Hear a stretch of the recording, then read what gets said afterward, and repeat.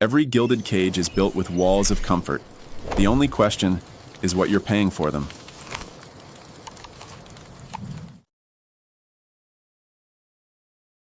You know, we're told all the time to own less and access more. It sounds so simple, right? It feels modern, super convenient, but behind that shiny promise, there is a really powerful and, frankly, complex system at play.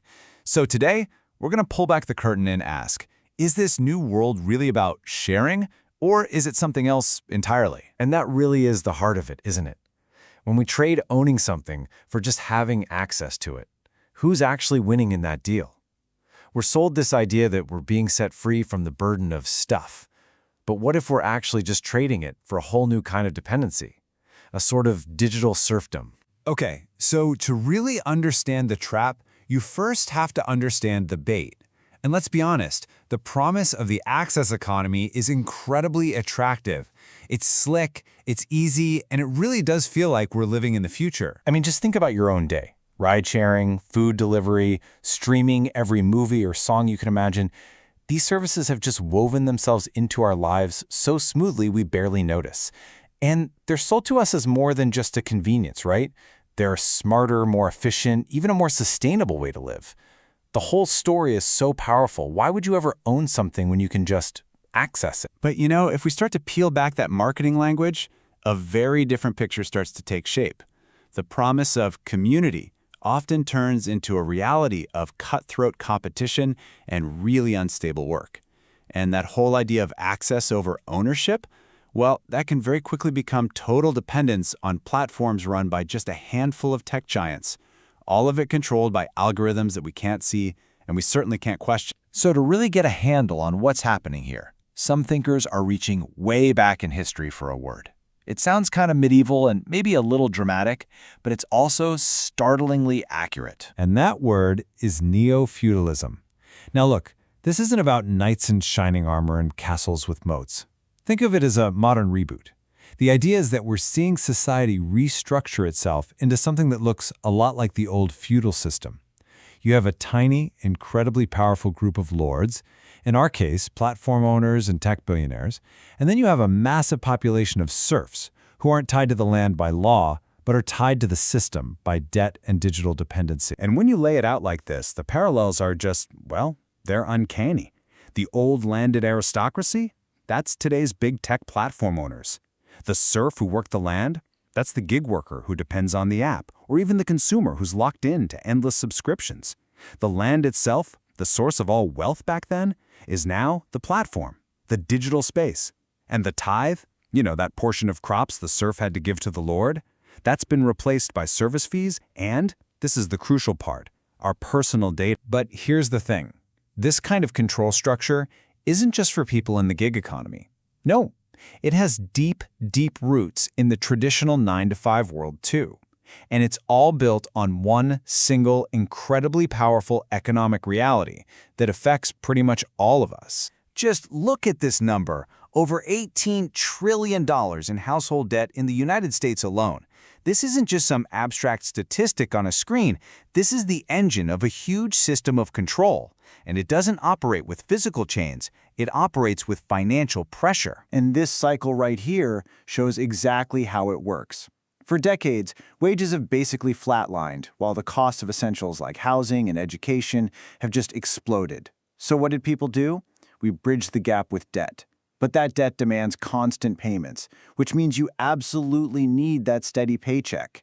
That reliance on a job just to service your debt, it severely limits your freedom, your autonomy, and it locks you into the system.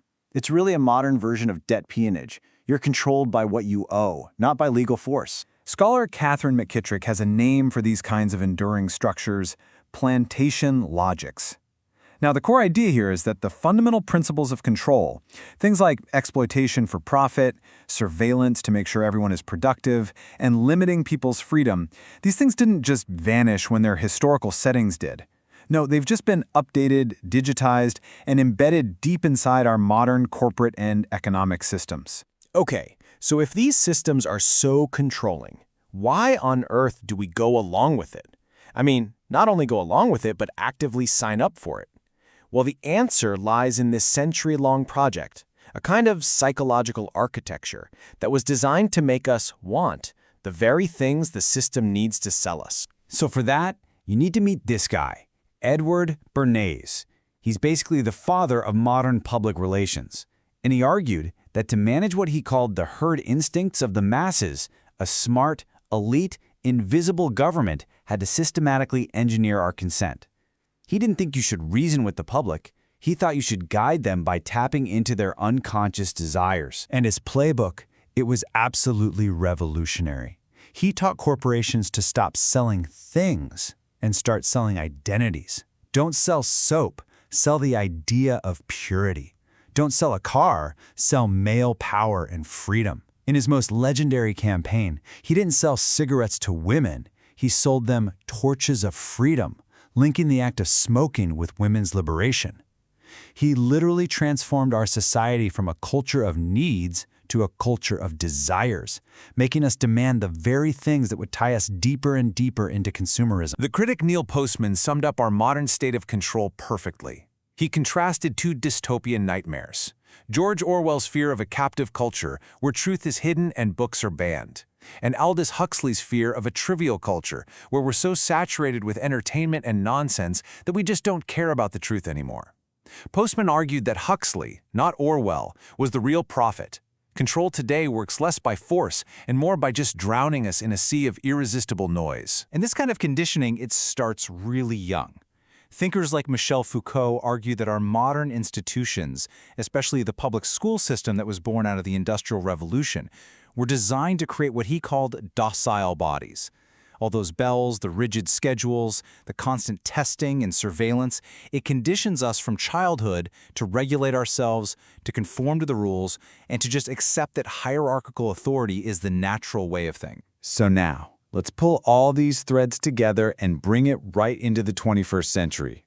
Because all those old-school techniques of control, shaping our desires, distracting us, conditioning our behavior, they are now being automated and scaled up in ways that Edward Bernays could have only dreamed of. And this brings us to a key concept, what the scholar Shoshana Zuboff calls surveillance capitalism.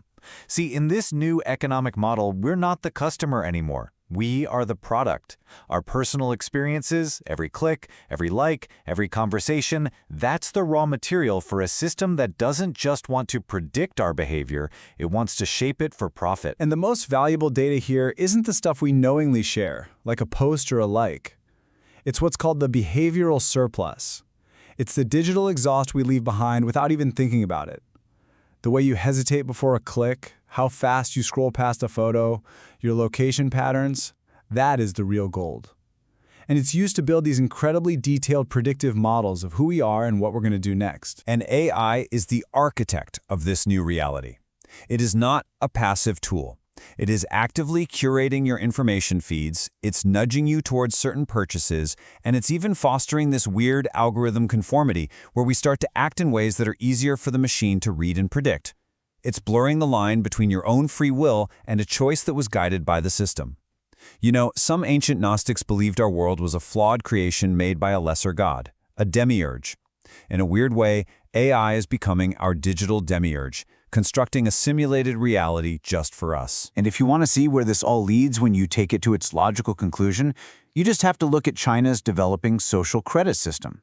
It's basically the world's most ambitious attempt to create a completely data-driven, algorithmically managed society, where every behavior is constantly monitored, rated, and then either rewarded or punished. And here's why this is so important. Our very perception of reality is already a fragile thing. Your brain creates a simulation of the world that is so convincing you never question it. And it's that fundamental vulnerability that these powerful new technologies are now learning how to hack and how to manipulate. Which brings us right back to where we started.